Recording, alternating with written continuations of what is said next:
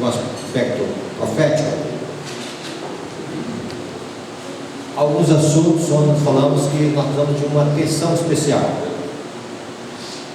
E o que eu vou falar aqui para mim é de uma extensão muito especial. Quando nós olhamos as últimas pragas, elas têm lições e advertências para nós hoje. Elas estão no futuro, mas elas nos ensinam algumas coisas no presente. Apocalipse capítulo 16, versos 12 a 16.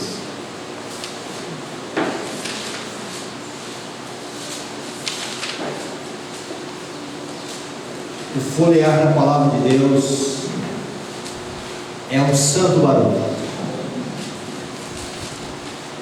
Que barulho, irmãos, que os anjos de Deus se deleitam na igreja quando a palavra de Deus é folheada, páginas para lá, páginas para cá. Eu fico vendo a alegria do céu por um barulho santo. Esse é o barulho que deve ter nas igrejas. A palavra investigada, a palavra estudada e o alimento da nossa alma.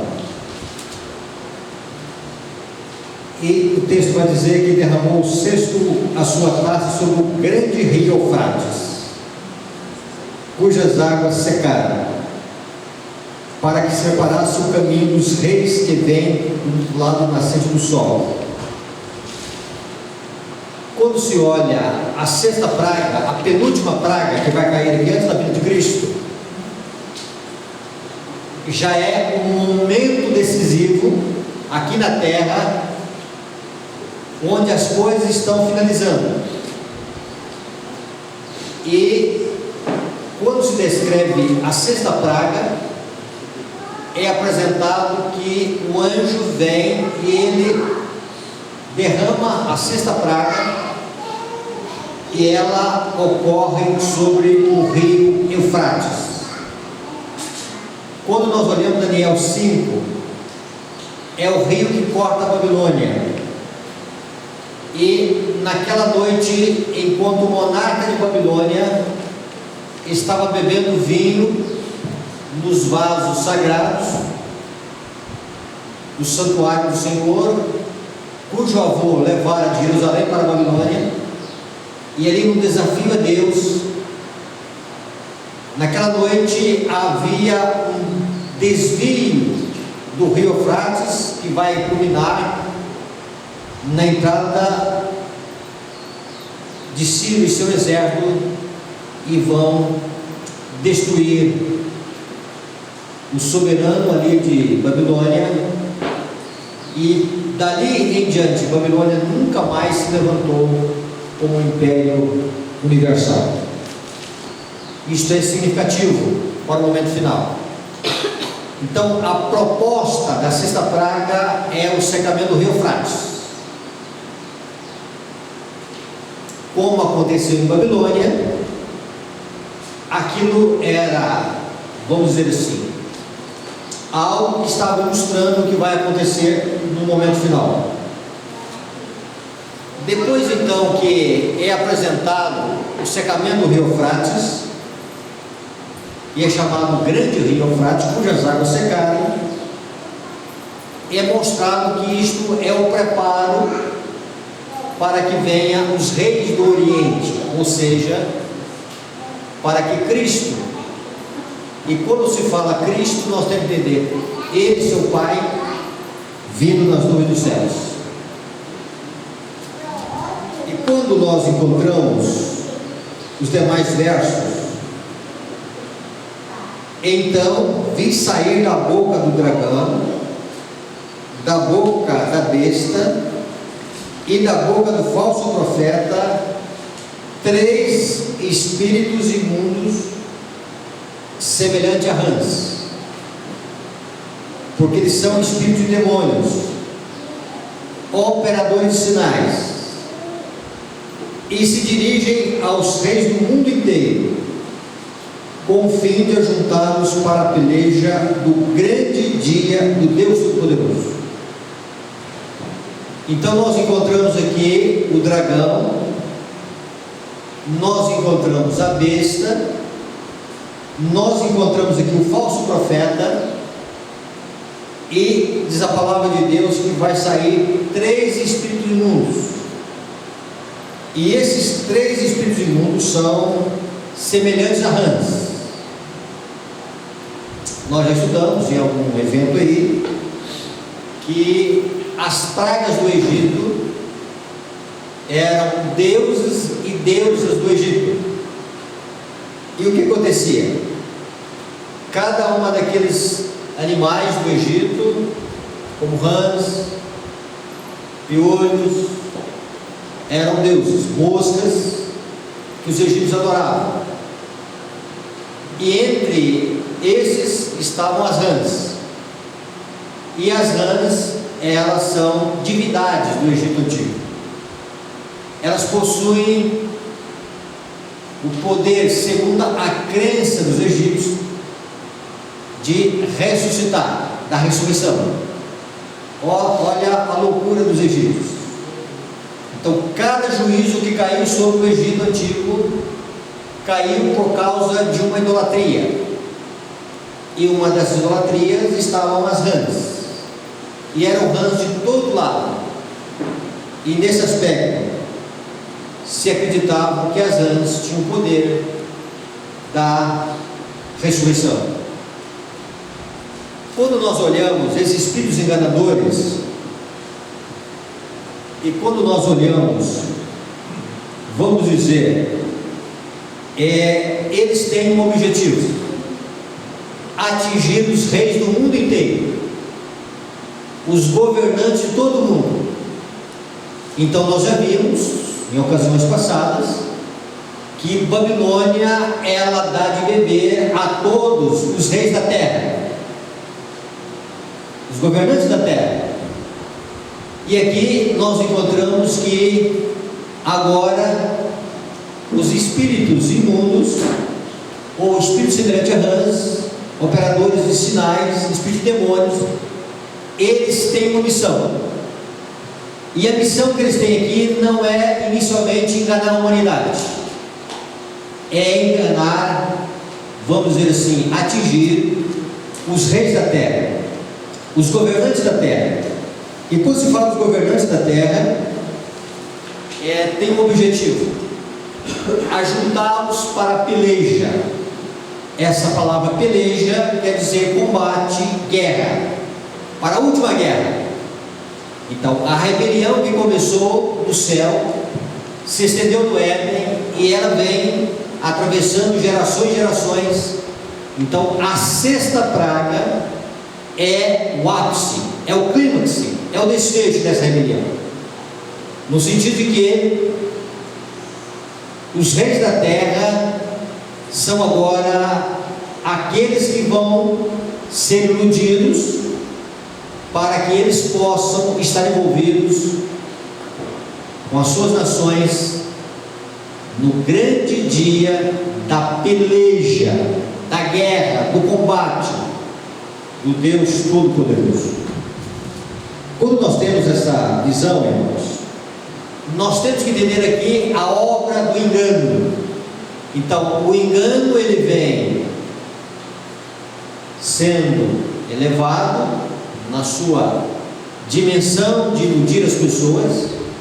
Já vimos alguma coisa que acontece na imposição do decreto dominical, e à medida então que nós vamos avançando para o fim, nós temos que ter a ideia de que o dragão, ele vai estendendo a sua ira, e junto com a sua ira também a obra de engano. As duas coisas vão se aliando, e a 6ª praga apresenta para nós a ira do dragão no seu ponto mais elevado, e nós encontramos também a questão do engano no seu ponto mais alto. Diante desse fato, nós podemos visualizar aqui algumas coisas. Uma delas será neste momento, de uma forma bem acentuada, que Satanás vai assumir a forma, através dos seus demônios, de entes, parentes, seres que nós conhecemos ou deixamos de conhecer, e que vão estar falando para o mundo e também para o povo de Deus algumas coisas as quais estarão acontecendo aqui na terra. Neste momento, então, a terra está em convulsão, as pragas caindo, e nesse aspecto das pragas caindo, nós encontramos também que os ventos estão sendo soltos, ou melhor, os ventos já foram soltos, e o mundo então ele está numa confusão que jamais nós podemos imaginar o caos que vai estar no nosso planeta. Neste momento final, no último ato da rebelião, entra em cena então os espíritos semelhantes a rãs, para seduzir então agora os reis da terra, para que eles possam perseguir e numa só noite matar o povo de Deus. Então, aqui é o decreto de morte. Quando nós olhamos essa cena, e agora o verso 15 dá uma mudança. Então está se falando do que é a proposta da sexta praga, do que vai ocorrer na sexta praga com o mundo, com os governantes da terra, com os poderes do dragão, o espiritismo, a besta, o poder romano, e o falso profeta, o protestantismo apostatado. E agora a visão então ela agora se volta unicamente num texto para o povo de Deus. E quando se fala do povo de Deus, no verso 15, eis que vem como vem o ladrão, bem-aventurado aquele que vigia e guarda o quê? Grifem bem essa expressão, aquele que vigia e guarda o quê? Suas vestes.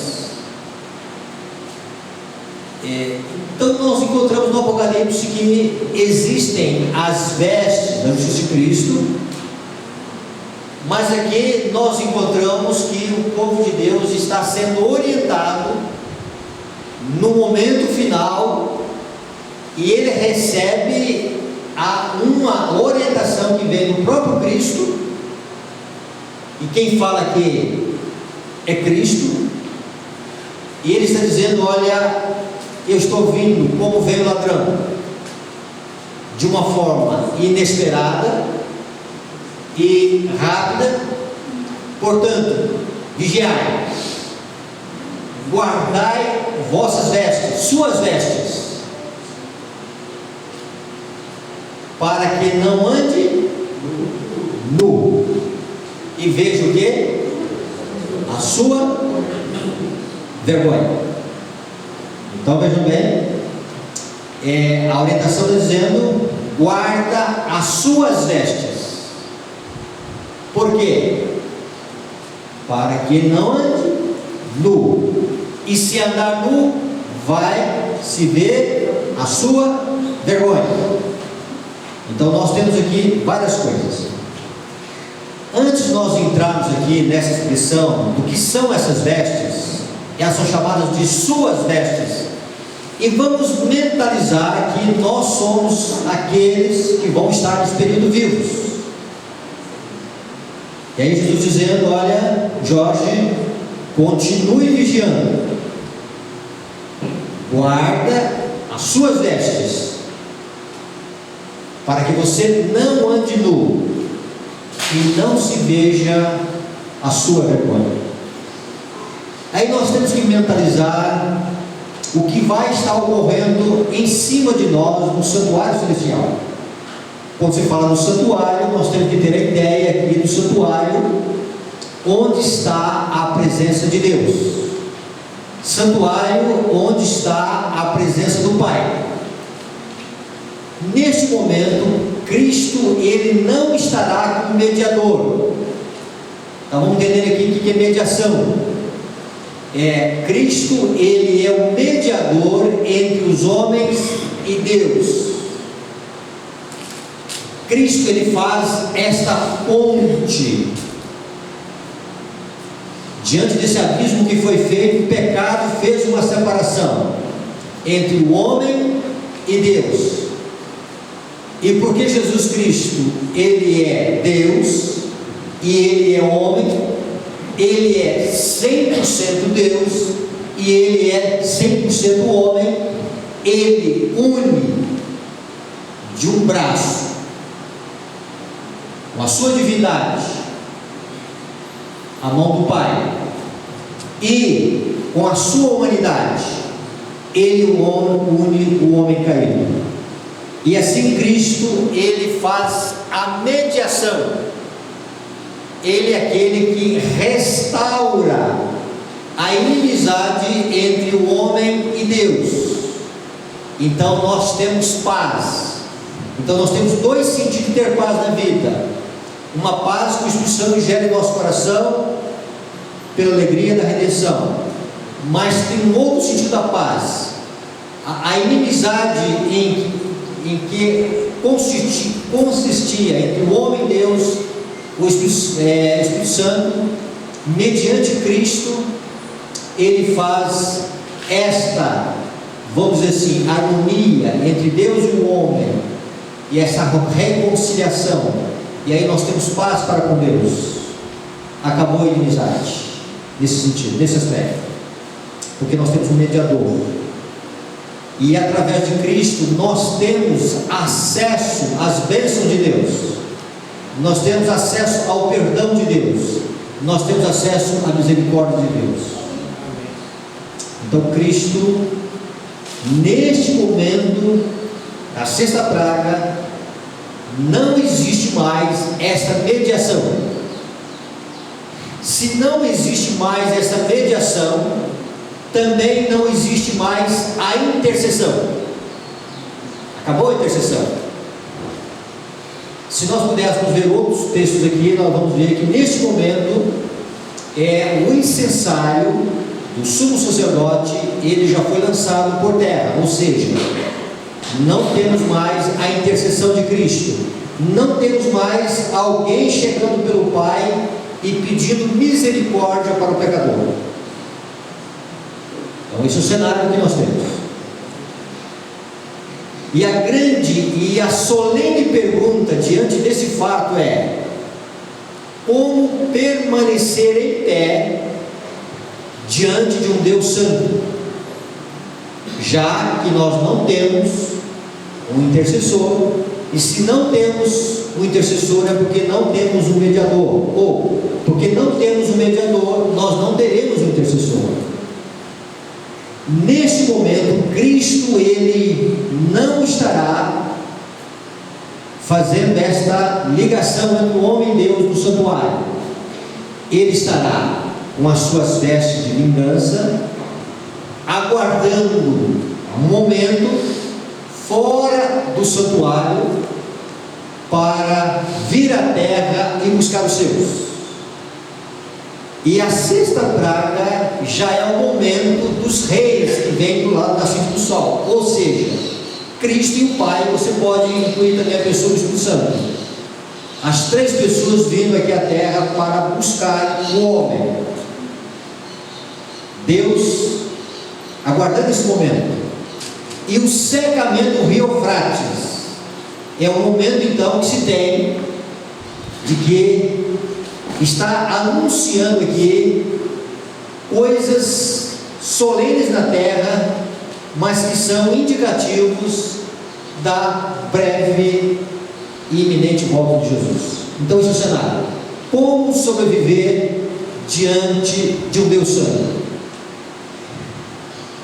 Nesse período, já que nós não teremos esta mediação e nós não teremos essa intercessão no santuário, nós vamos precisar de um abrigo aqui na terra.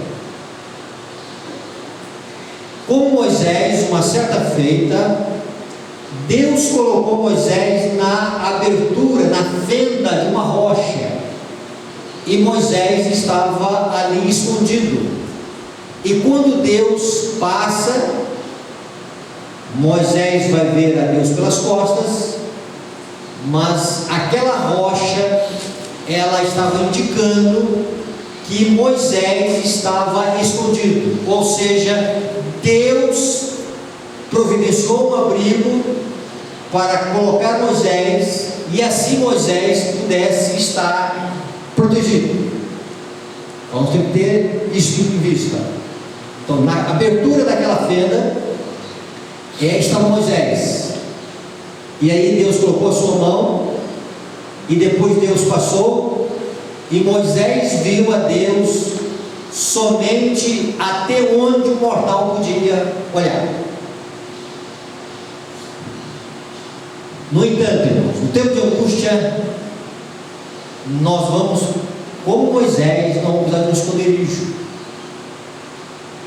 para que as pragas não caiam sobre nós, e também nós vamos precisar de um esconderijo para permanecer em pé, ou seja, subsistir diante de um Deus santo. E aqui nós encontramos que o conceito de vestes é muito significativo. E aí vem o mandamento: vigia, guarda as suas vestes. Essas vestes serão as coisas mais importantes, ou melhor, a coisa mais importante que o povo de Deus terá nesse momento final. O povo de Deus estará sem recursos, na mais abjeta pobreza. Você consegue visualizar com essa palavra? Consegue deduzir? Na mais profunda mendigância, humanamente falando, de pobreza material. E essas vestes são as vestes que Deus tem como preciosas, que o seu povo tem. Guarda as suas vestes, para que não ande nu e veja a vergonha da tua nudez. E aqui tem uma outra pergunta: quem é que Deus não quer que se veja a sua vergonha?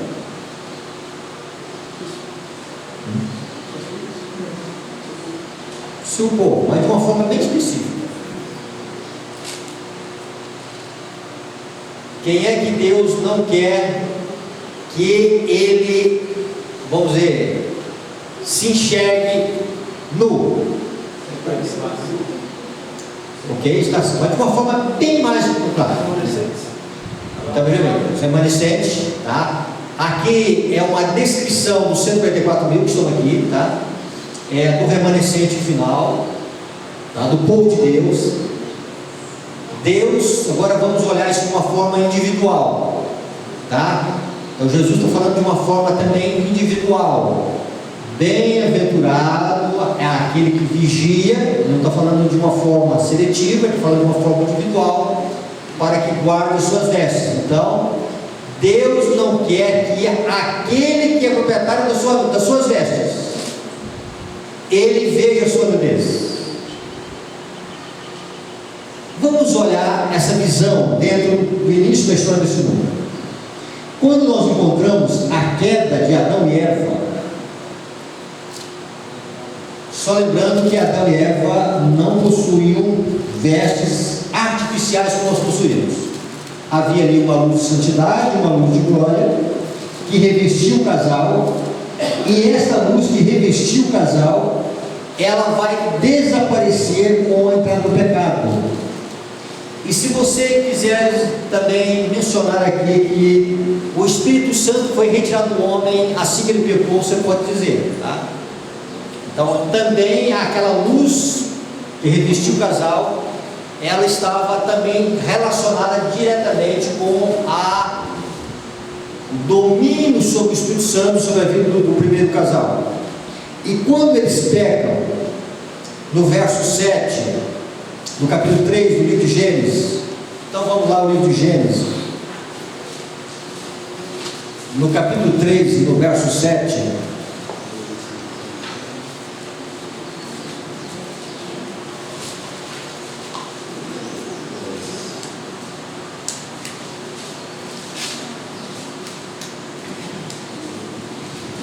O que nós encontramos?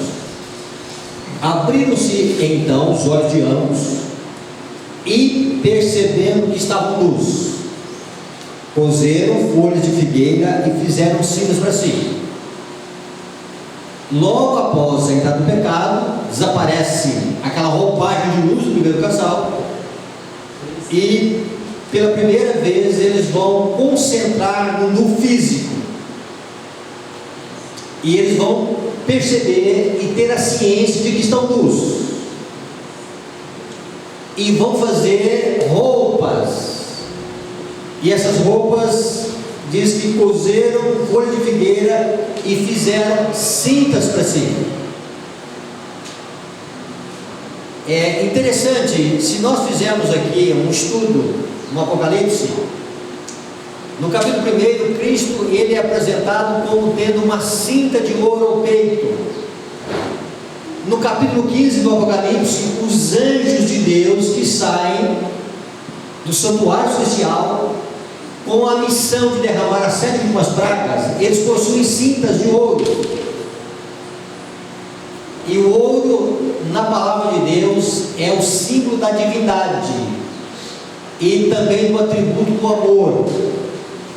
Ou os anjos de Deus possuem o amor de Deus, e Cristo é aquele que é, vamos dizer, dele extravasa o amor de Deus.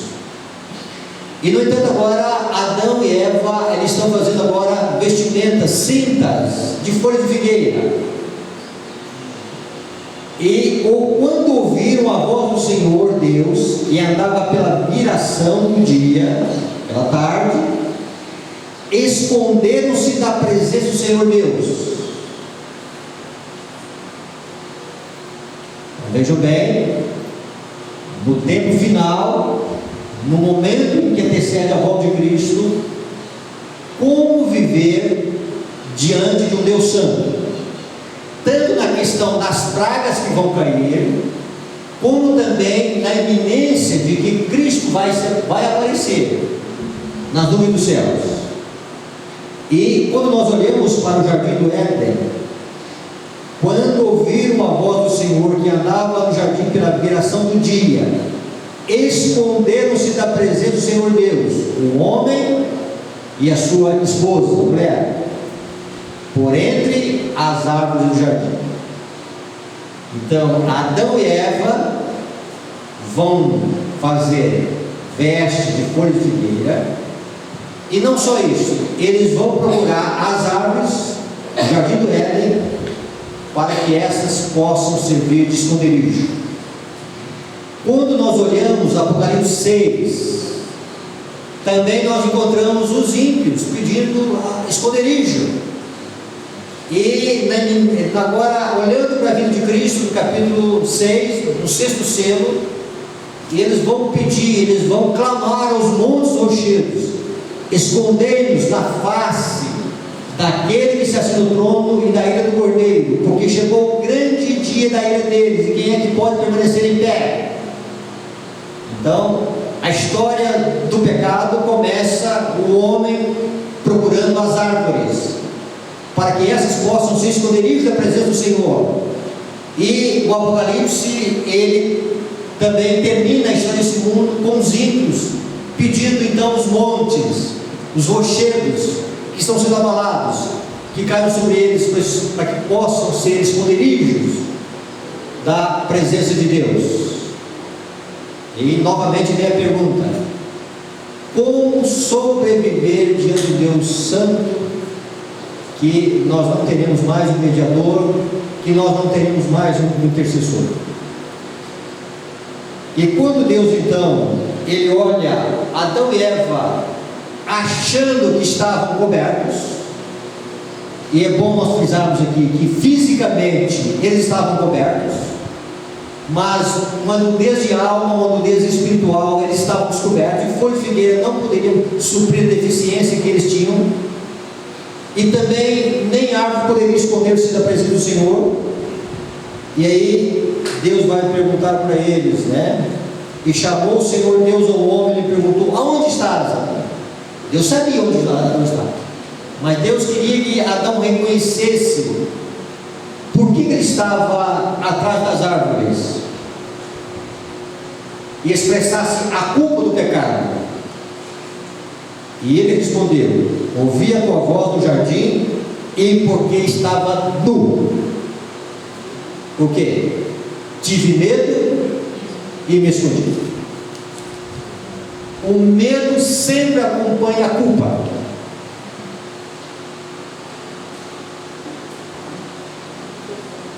O medo sempre acompanha a culpa. Na primeira carta de João, diz lá que o medo produz tormento. Não é por acaso que nós temos, alguém diz que nós temos para cada dia do ano uma promessa bíblica: não temas. Deus sabe que o medo não é saudável para o ser humano, fisicamente, mentalmente, espiritualmente, socialmente. Medo. E Adão dizendo: porque tive medo e me escondi. Dentro disso, irmãos, Deus queria que Adão tivesse uma percepção mais elevada da sua nudez, para que ele clamasse misericórdia de Deus, e Deus pudesse providenciar para ele uma vestimenta que iria suprir aquelas vestes de santidade que ele perdeu. E mais adiante nós encontramos que Deus vai fazer vestimentas, e Deus vai vestir o casal com peles de animais, pele de animal. Quando nós encontramos isso, nós temos que ter aqui duas coisas: só podemos estar vestidos se Deus providencia o tecido. O tecido que nós fabricamos por nós mesmos, a tecelagem humana, não serve. Tem que ser na tecelagem divina. Tem que ser na fábrica de tecido que Deus tem. Um tecido de origem divina. Só assim Deus nos vê vestidos. Segunda coisa: Deus não somente é aquele que propicia o pano, mas também Deus é aquele que veste o ser humano. Então o ser humano precisa de uma roupa que vem de Deus, e ele precisa que Deus o veste. Nós não temos capacidade de nos vestir, e aí precisamos da veste de Deus. E agora nós temos que ter a ideia do santuário, e nós temos que ter a ideia do hoje. Então o Éden mostra para nós Adão e Eva no passado. Hoje nós temos uma visão bíblica que nós vamos estudar, e amanhã no futuro nós temos que Deus está apresentando um povo lá do tempo de angústia, na sexta praga, e esse povo está com as suas vestes, e as suas vestes, Deus dizendo: continue guardando as suas vestes, continue retendo as suas vestes, porque eu estou vindo rapidamente, sem demora, e a minha vida é com ladrão. Isso significa o quê, Deus? No tempo de angústia, que o povo de Deus está vestido com vestes que Deus providenciou, e no entanto elas são chamadas de nossas vestes, minhas vestes. E também nós temos que ter a ideia de que Deus é aquele que não só providencia as vestes, como aquele que nos veste. Mas quando nós olhamos o cenário do Apocalipse, no capítulo 3, para a Laodiceia, nós temos que entender aqui um conceito de nudez. Então vamos agora ao Apocalipse, capítulo 3, e nós vamos ver esse conceito de nudez que é apresentado no Apocalipse à última igreja, ao povo laodiceano. Então capítulo 3, e nós vemos a igreja de Laodiceia. Há muita coisa que nós precisamos entender aqui na igreja de Laodiceia, mas uma coisa nós precisamos entender profundamente. Então nós olhamos no Apocalipse, na sexta praga, uma nudez que Deus não quer que ela se manifeste. Nós olhamos no livro de Gênesis, na história de Adão e Eva, Deus também querendo que eles não tivessem essa nudez, e uma vez que eles tiveram a nudez, Deus querendo que eles tivessem agora uma percepção da gravidade da nudez. Mas quando nós olhamos o Apocalipse capítulo 3, e agora nós temos que dizer que é uma mensagem diretamente para nós, verso 14: ao anjo da igreja de Laodiceia escreve, verso 17: pois dizes, estou rico e abastado, e não preciso de coisa alguma. Então Jesus está fazendo uma avaliação, e nessa avaliação que Ele está fazendo de nós, Ele está dizendo que Ele nos conhece, e nós estamos dizendo para Deus que nós estamos ricos e abastados, e não precisamos de coisa alguma. E Jesus está dizendo o seguinte: e nem sabes o quê? Que tu és infeliz. Há uma infelicidade que o povo de Deus a possui, mas eles não sabem que são infelizes. Olha aqui, imagine, irmãos, a felicidade que Deus quer nos dar nessa terra. Uma certa feita, um jovem chegou perto de Jesus. Vocês conhecem a história. E depois de ele entrar num diálogo com Cristo, Cristo vai dizer: cuidado, vai, vende tudo que tem e dá aos pobres. E aí vem e segue e terá os Deus do céu. E os que ouviram essas coisas, os apóstolos: Senhor, o que vai ser de nós? Aí Jesus vai dizer que aquele que deixar pai, mãe, cônjuge, filhos, casas, terrenos, por amor de mim, por amor a Cristo, é uma causa, por amor a Cristo,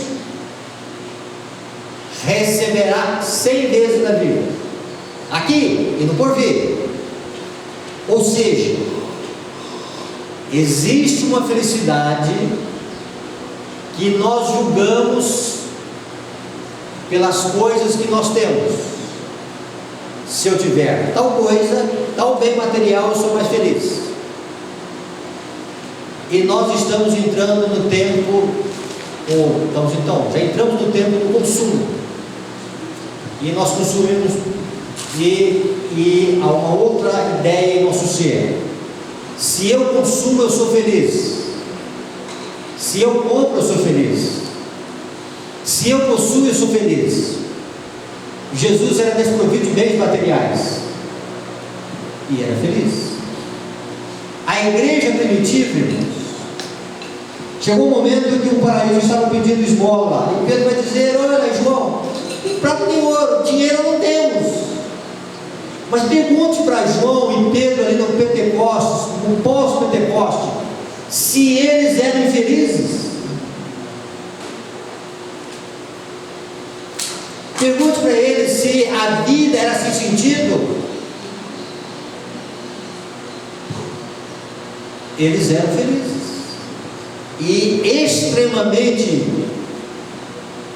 alegres. O fruto do Espírito é alegria. não é tristeza. No entanto, irmãos, por Laodiceia não conhecer o seu estado, ela é infeliz e há uma infelicidade que ela não conhece. E nós procuramos coisas terrestres para sermos felizes e colocamos as nossas afeições nessas coisas e temos o desejo de ter mais e de possuir mais e de avançar mais. E aí Jesus dizendo: olha, tu és infeliz e não sabe. Você não sabe o que é felicidade. E aí Jesus continua dizendo, ele vai dizer da seguinte maneira: e não sabes que és infeliz? Sim, Jesus está afirmando. Às vezes a mente humana diz: não, eu sou feliz. Mas Jesus diz: olha, sim, você é infeliz. Sim, miserável, pobre, cego e nu. Então existe uma nudez que ela não é conhecida por aquele que a possui. Os laodiceanos, a igreja dos últimos dias, a igreja do juízo, ela anda nua, os membros, e eles dizem: olha, estão vestidos. Eles vivem na mesma dimensão de Adão e Eva, com folha de figueira e achando que estão cobertos. Por quê? Eles conhecem a lei de Deus, professam a lei de Deus, concordam com os mandamentos, aceitaram os mandamentos de Deus, aceitaram todos os mandamentos de Deus e colocam na vida de uma regra sábia, que os mandamentos são requisitos para entrar na vida eterna. Isso é correto. E por que eles fazem isso? Porque eles praticam algumas coisas em relação aos princípios de justiça da lei de Deus. Eles andam da seguinte maneira: estão vestidos. Há uma nudez, irmãos, em Laodiceia. Há um desfile em Laodiceia que Jesus olha e diz: olha, estão nus. E Jesus está dizendo: olha, você não sabe que está nu. Você não entende essa nudez. Vamos entender essa nudez ainda de uma forma mais ampla. Quando se fala de vestes de justiça, aí nós encontramos ainda no Apocalipse: aconselho que de mim esconde o quê? Ouro, que é final do fogo, e vestiduras brancas. Então, ouro, final do fogo, vestiduras brancas e colírio. As três mercadorias que Jesus está vendendo, elas vêm cumprir deficiências da alma. O ouro para te enriqueceres, você ficar rico. E o que é o ouro? A fé. A fé e o amor. Uma fé que opera por amor, uma fé que suporta a provação por amor a Cristo. E aí vem um brilho do caráter de Cristo na vida. O ouro refletindo a beleza do caráter de Cristo, do amor de Deus em nossa vida. Colírio para que te vejas, para curar da visão que nós temos, que é uma visão que nós achamos que estamos vendo tudo corretamente, biblicamente, porque nós aceitamos a lei de Deus.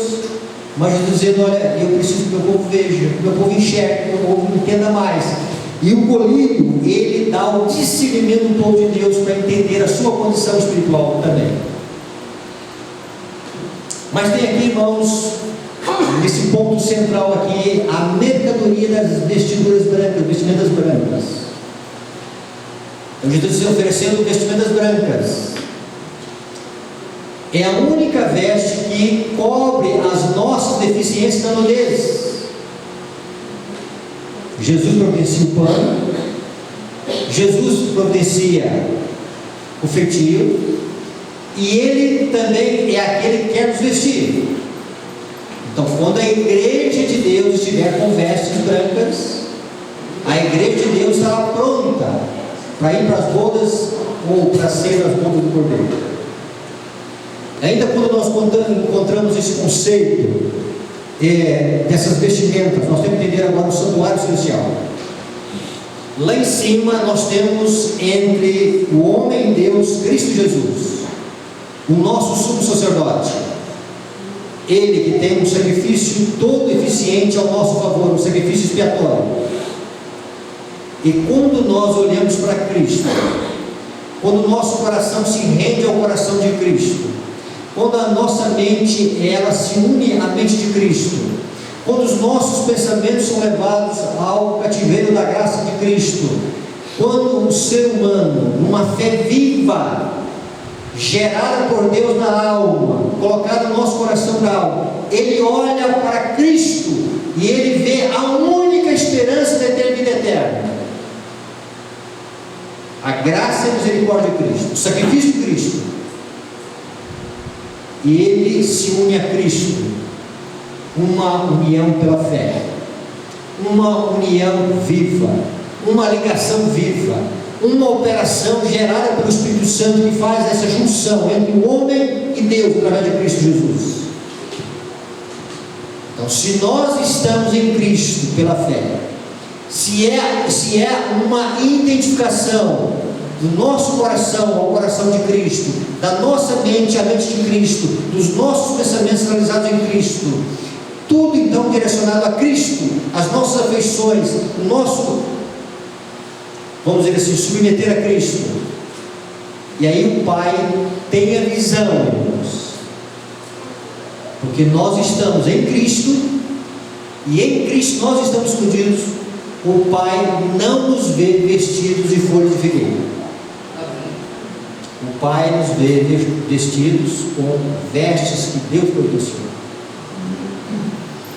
E aí nós temos o que? Nós temos uma cobertura. Cristo é o representante da humanidade. Quando Jesus foi batizado no Rio Jordão, ali então desceu uma pomba. Nós já falamos isso em outros encontros. Uma pomba da cor de ouro polido. Aquela pomba estava representando pelo Espírito Santo. Não era o Espírito Santo, era uma pomba, mas como uma pomba, o Espírito Santo desceu em forma corpórea, estava representando a amabilidade do caráter de Cristo. E também veio uma voz do Pai lá do céu, do trono de Deus, dizendo que este é o meu filho amado.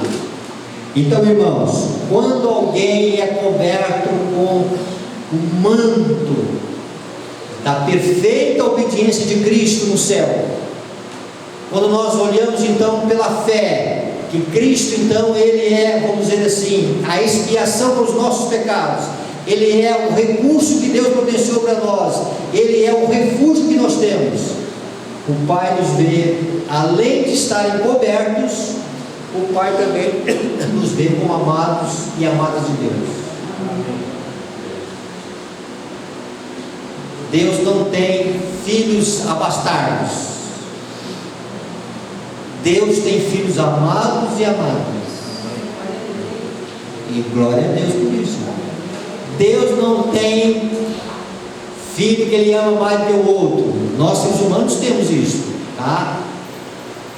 Mas Deus, ele tem, mediante Cristo Jesus, o amor que ele tem com o Filho, ele tem conosco. Não precisamos duvidar do amor de Deus conosco. Então isso é a nossa, vamos dizer assim, o nosso refúgio que nós temos hoje. Mas a palavra de Deus diz que Cristo vai sair de lá. Então estas vestes da justiça de Cristo, esta humanidade perfeita de Cristo em relação à lei de Deus, esta obediência perfeita que Cristo teve em relação a Deus, esta amplitude que Cristo teve em relação à lei de Deus, é ofertada a nosso favor e é acreditada em nossa conta o puro e santo caráter de Cristo, E quando nós temos pela fé Cristo Jesus como nosso Salvador, esse caráter de Cristo, essa perfeita obediência, é o manto que Deus nos cobre, e Deus nos olha perfeitos por causa de Cristo. Amém. Ninguém precisa duvidar, irmãos, da sua salvação nesse aspecto. Ninguém precisa duvidar do amor de Deus por causa de Cristo. Se nós tivermos de ter uma dúvida, vamos ter uma dúvida se o Pai ama o Filho, Cristo Jesus, e não tem imagens para dúvida, só tem imagem para dizer que o Pai ama o Filho. E se o Pai ama o Filho, o Pai nos ama, porque Ele representa a humanidade. Mas Cristo vai sair do santuário, irmãos. E antes que Cristo saia do santuário, Cristo quer que as suas vestes, que Ele tem, Ele as tem, elas sejam nossas. Então vamos dizer aqui nessa tarde uma frase: Cristo, minha justiça. Repete isso. Cristo, minha justiça. Cristo, nossa justiça. Se nós estamos, irmãos, nus, se Jesus está dizendo que estamos nus, vamos dizer para Cristo: Senhor, eu estou nu. Se o Senhor está dizendo que nós somos miseráveis, Senhor, nós somos miseráveis.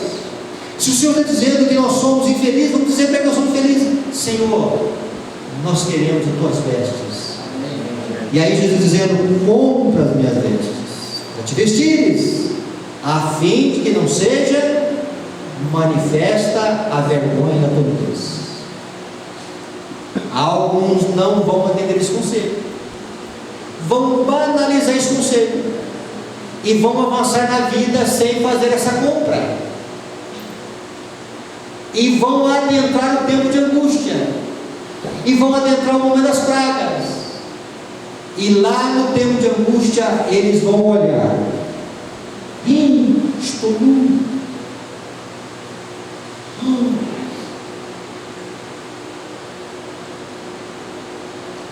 Vão perceber, tarde demais, que as pragas que caem, eles estão desabrigados.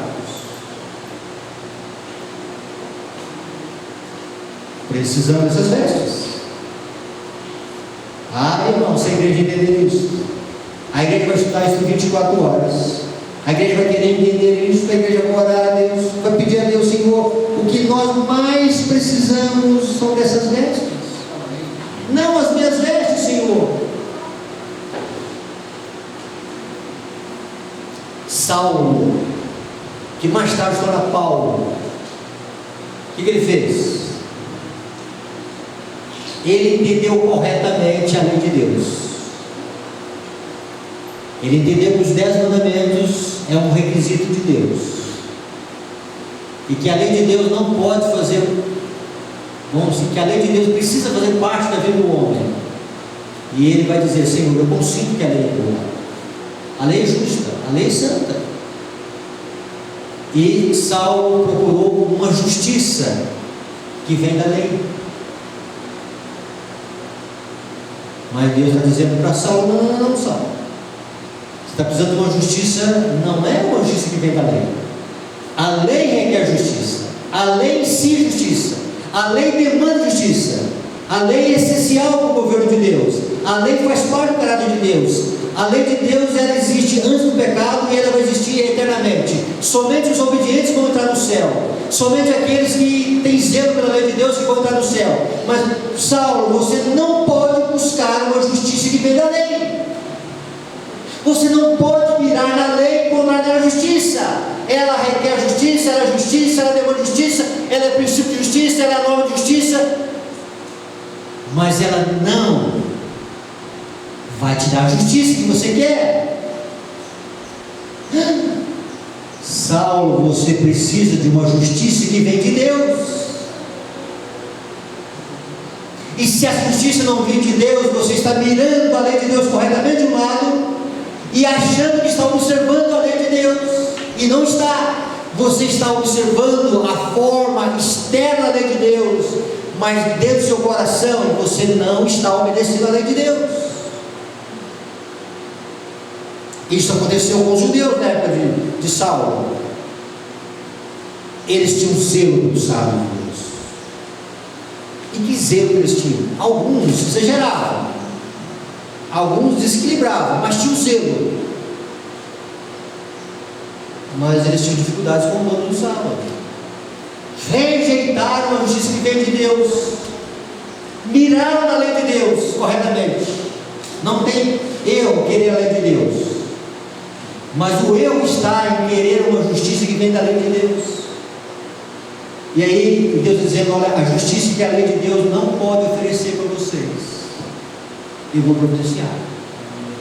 E essa justiça vai cobrir a deficiência de vocês. E essa justiça vai gerar no coração o princípio ativo do amor de Deus. E o amor de Deus na alma vai fazer com que vocês possam obedecer à lei de Deus. Desviem os olhos da lei de Deus como providenciando justiça para vocês. E Deus dizendo para eles: olha, busquem a minha justiça. E a justiça de Deus estava entre os homens. O que é justiça? Justiça e santidade. Justiça é harmonia com a lei de Deus. Justiça é amor, justiça é a luz e a vida de Deus. Recebeu justiça, recebendo a Cristo. Cristo é justiça. Cristo é o perfeito cumprimento da lei de Deus. Cristo é a exatidão da lei de Deus. Cristo é aquilo que a lei de Deus demanda de nós, e nós encontramos na pessoa de Cristo. E Cristo pode dizer: tenho guardado os mandamentos do meu Pai. Cristo pode dizer que a alegria dele era fazer a vontade do Pai. Cristo podia dizer: aí vem o príncipe desse mundo, nada ele tem em mim, nada, nada, nada. Cristo pode dizer: quem me convence do pecado? Se existe uma tristeza que Cristo nunca experimentou, aliás, ele experimentou várias tristezas. Ele experimentou a perda de amigos, a tristeza, a angústia. Jesus nasceu num berçário, num jogo de quarto, que a palavra de Deus chama de coxo de animais, manjedoura. Jesus, primeiro ato da vida de Cristo foi colocar a cabecinha no coxo de um animal. Naquele tempo não havia coxo de concreto, era madeira. Depois Jesus vai colocar a sua parte traseira da cabeça na polpa de um navio, de um barco. E o último ato de Cristo, ele vai colocar a sua cabeça encostando no madeira.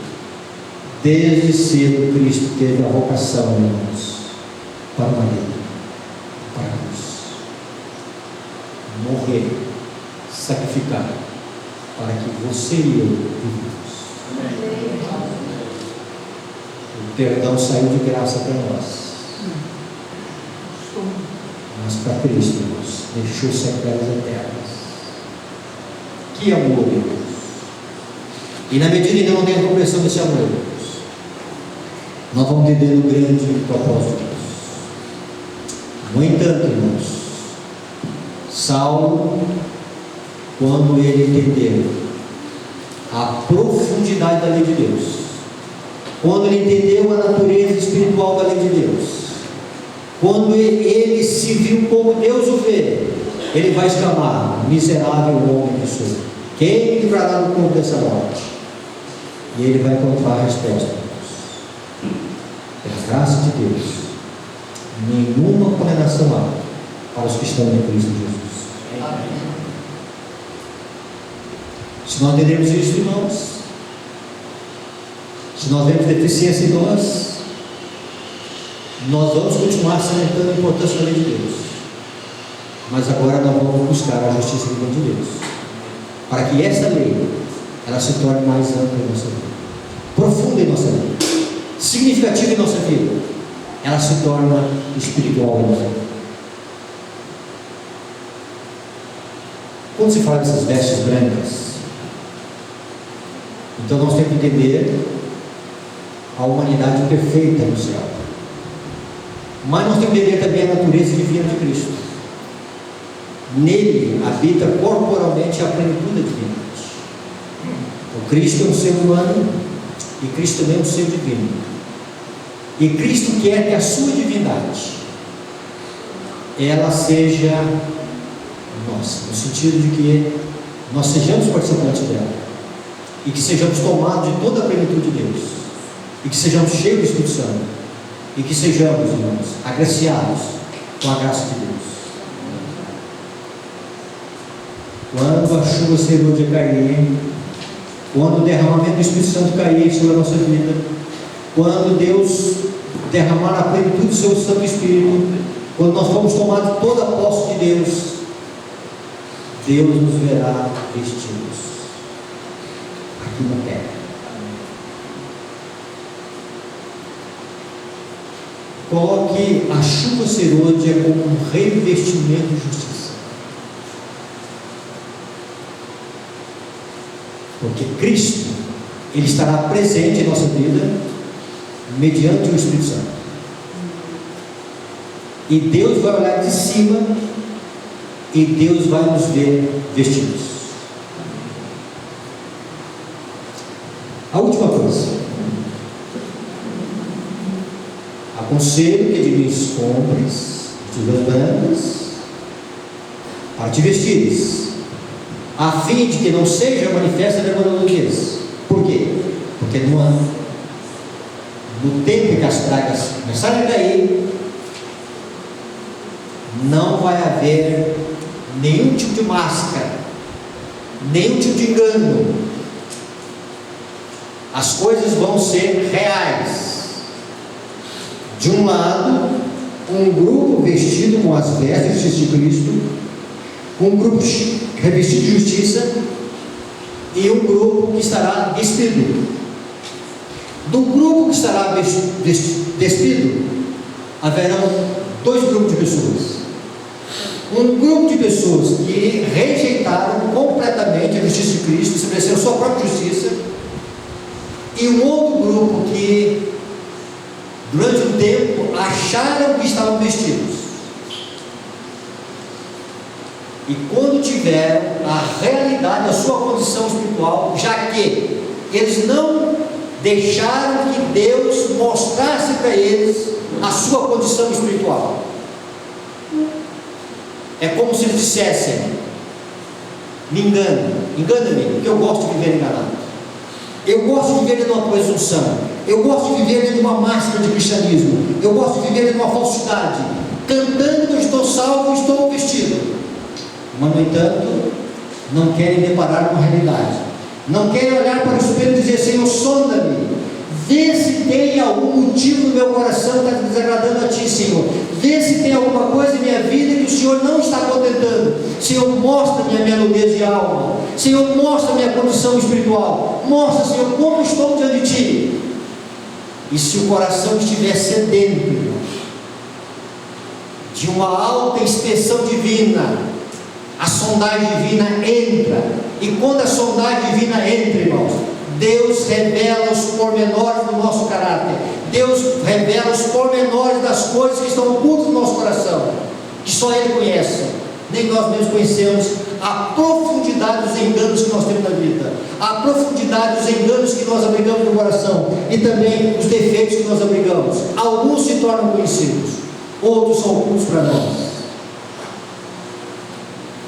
Então Deus quer que seus filhos sejam revestidos de vestes de justiça, para que entrem no período mais tenebroso, e Deus olha de cima e diz: olha, meus filhos estão cobertos de justiça. A última coisa, lá no Apocalipse, no capítulo 16, nós vimos que vigie e guarda suas vestes para que não andes nu e seja vista a vergonha da sua nudez. Andar nu, o que seria esse andar nu? O apóstolo Paulo, no livro de Efésios,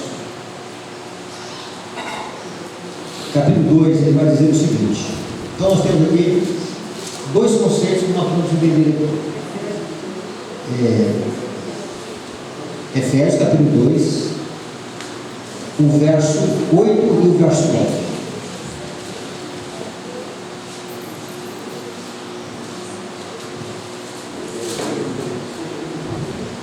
Porque pela graça sois salvos, mediante a fé. Isto não vem de vós, é dom de Deus. A salvação é pela graça, a fé é pela graça, é Deus que fabrica a fé, é Deus que coloca a fé em nossa vida, é Deus que providencia tudo para nós, irmãos. E Ele vai dizer, não de obras, para que ninguém se glorie. Então a salvação é pela fé, a salvação não é pelas obras.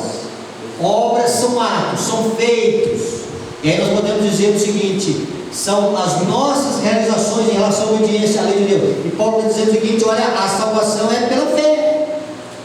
E mais adiante em Romanos vai dizer: é independente das obras, é graça, é misericórdia, é dádiva, não é fruto do esforço humano. Mas ele continua dizendo: pois somos feitura dele, criados em Cristo Jesus para o quê? Boas obras, as quais Deus de antemão preparou para o quê? Andássemos nelas. Como é que Deus quer que a gente ande? Né? Praticando boas obras. E boas obras são frutos de quê? A fé. Se a fé é verdadeira, se a fé é genuína, se a fé é viva, se a fé se apodera de Cristo, se a fé nos leva a entrar numa união, num concerto com Cristo, ela vai produzir em nós boas obras. Então, o andar significa o executar a vontade do Senhor, produzir os feitos do Senhor, produzir os atos de justiça na vida, as obras de justiça, que são chamadas de boas obras. Boas obras, obras de justiça, são boas obras. Então Deus nos criou para boas obras, para que andássemos nela. Quando Jesus vai para a última igreja da Laodiceia, Jesus diz: olha, eu sou a testemunha fiel e verdadeira, o princípio da criação de Deus. Conheço as tuas obras. E aqui vem: gente nu pode produzir boas obras? Estão entendendo a gravidade da coisa? Nós precisamos das vestes de Jesus Cristo. As vestes de Cristo, além de cobrir a nossa nudez, irmãos, ela vai nos ajudar a produzir as obras de Deus. Boas obras, obras genuínas, obras de uma verdadeira obediência, obras que o céu olha e diz: olha, são princípios de amor. Se nós entendemos isso, alguma coisa precisa mudar em nossa vida. A última coisa, quando nós vamos ao Apocalipse, no capítulo 19,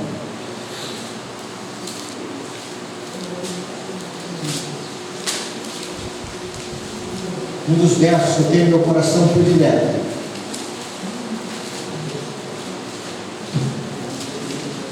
Verso 6. Então, acharam? Então ouvi uma voz, como voz de numerosa multidão, como de muitas águas e como de forte trovão, dizendo: aleluia! Pois Rei do Senhor, nosso Deus Todo-Poderoso, alegremos, exultemos e demos-lhe a glória, porque são chegadas as bodas do Cordeiro. Aqui não é o casamento.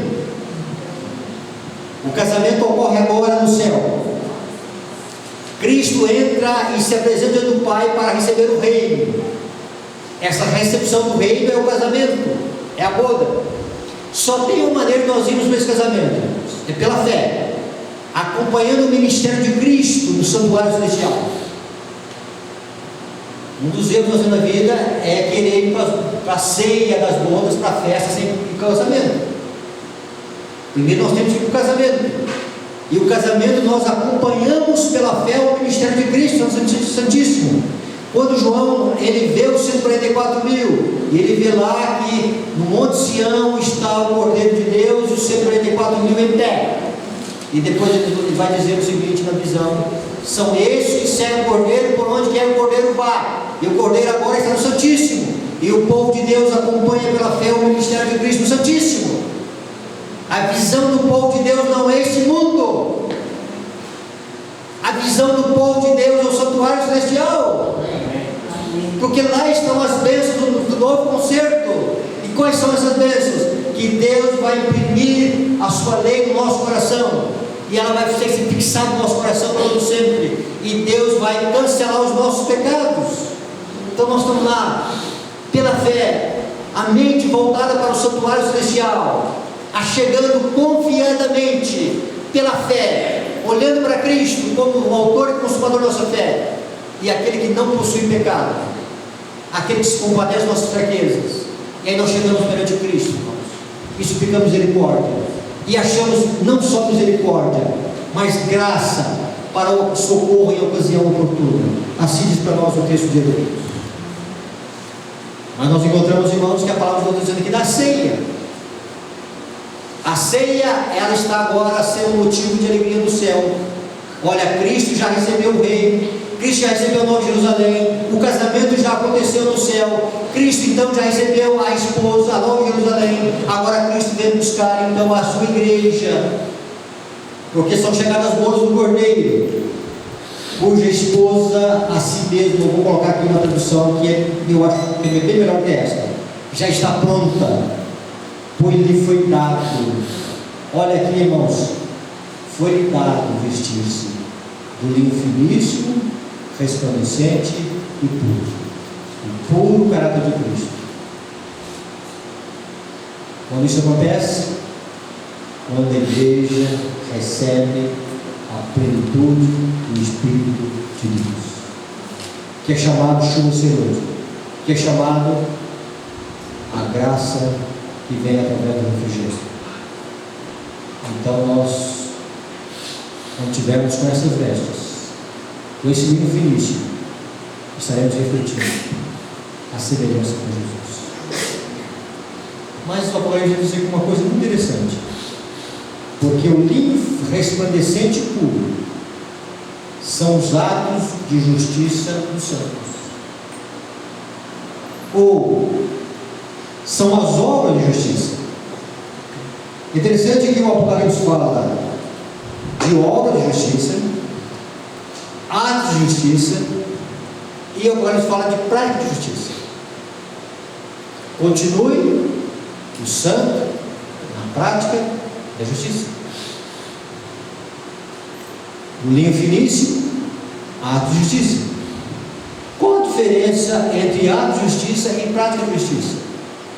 E obras de justiça? Qual a diferença? São obras de justiça. São obras que Deus nos capacita para que elas possam ser realizadas.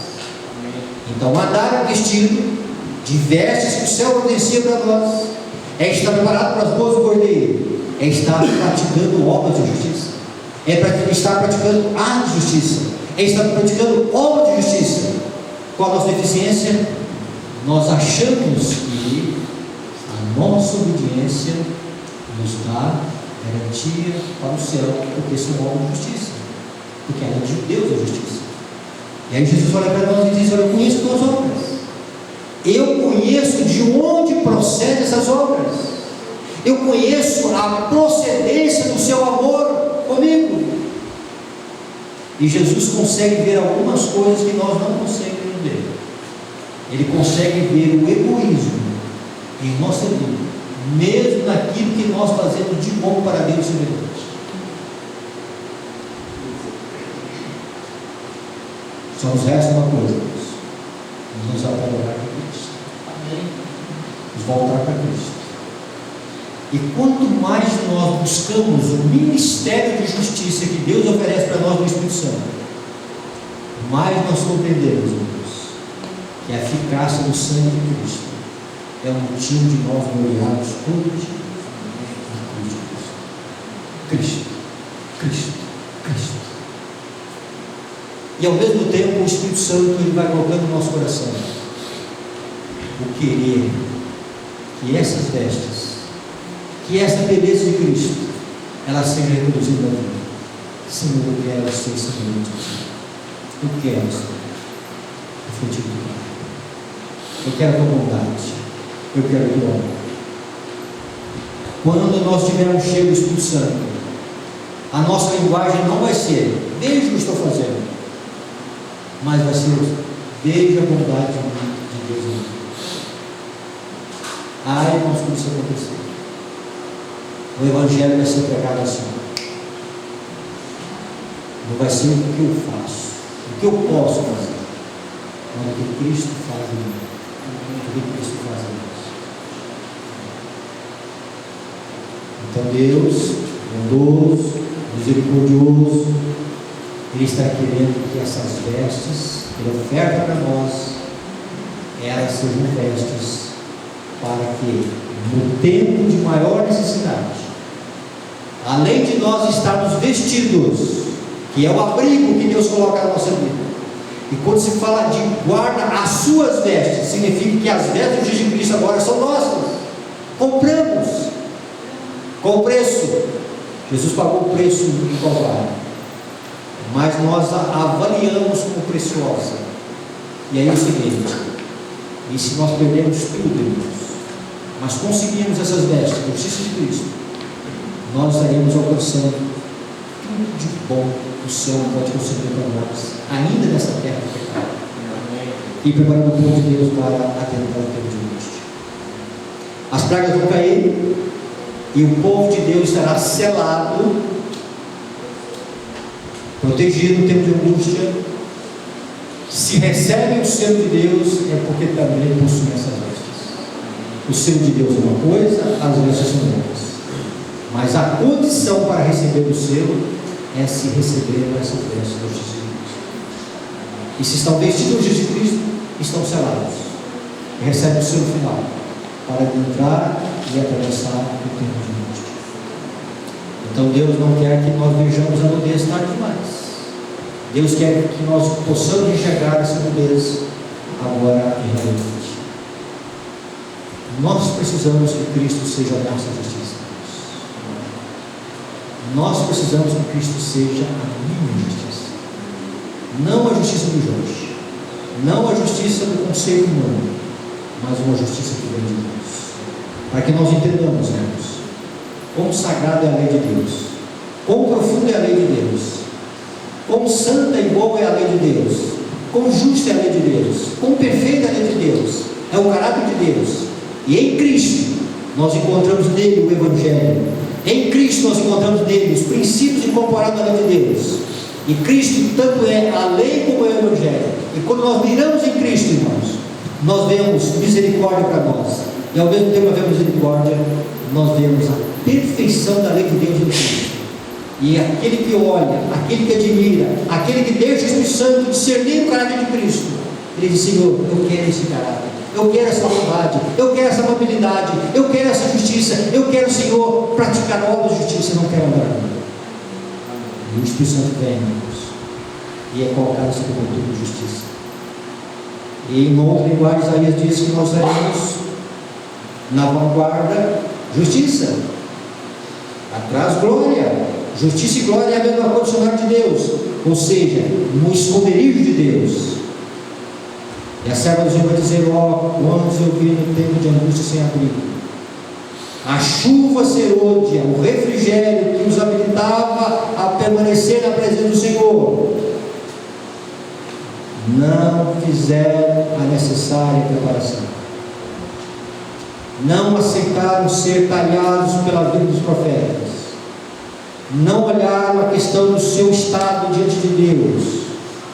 E quando as pragas começarem a cair, eles vão entender, tarde demais, que estão nus, desprotegidos. E ela termina dizendo: devemos buscar fervorosamente ao Senhor, mais e mais se aproximando do Senhor. Só nos resta uma alternativa, irmãos, uma busca profunda de Deus, um coração almejando a Deus, um coração sedento da casa de Deus. Senhor, eu não tenho essa sede, dá-me essa sede, dá essa minha vontade de ter Deus na vida, de querer semelhança com Deus, de entender a profundidade da lei de Deus na pessoa de Cristo, de entender a profundidade da tua vontade, Senhor, na pessoa de Cristo. E quanto mais nós olhamos para Jesus, mais nos adaptaremos ao modelo celestial. E o Espírito Santo estará fazendo em nós essa semelhança, irmãos. Mais de Cristo, mais de Cristo. E o céu vai nos dar a plenitude da graça de Cristo. Que Deus está vivendo? O tempo em que Deus quer fazer coisas grandiosas. O Deus em que Deus quer nos revestir de justiça, para que os nossos atos sejam atos de justiça, para que as nossas obras sejam boas obras, para que a gente ande praticando boas obras. Que Deus abençoe. Amém? Bondoso Pai, queremos agradecer por essa visão, Senhor, mas queremos, Senhor, ter uma visão da nossa percepção de Deus. Pai, não queremos viver um auto-engano, achando que estamos vestidos, Senhor, e desprezando o convite celestial, Senhor, comprando vestes de paz. Oh, as vestes do caráter puro do teu Filho, Senhor. A perfeita obediência que é em Cristo Jesus. O caráter imaculado de Cristo, Senhor. Limpa a nossa alma, Senhor, para que nós possamos ser revestidos dessa justiça, Senhor. Pai, nós estamos escondidos na pessoa de Cristo, para que o Senhor olhe sempre para nós e nos veja, Senhor, com o manto da perfeição do teu Filho, e nele nós sejamos, Senhor, refugiados. Abençoe o teu povo em Cristo Jesus. Amém. Alguma coisa?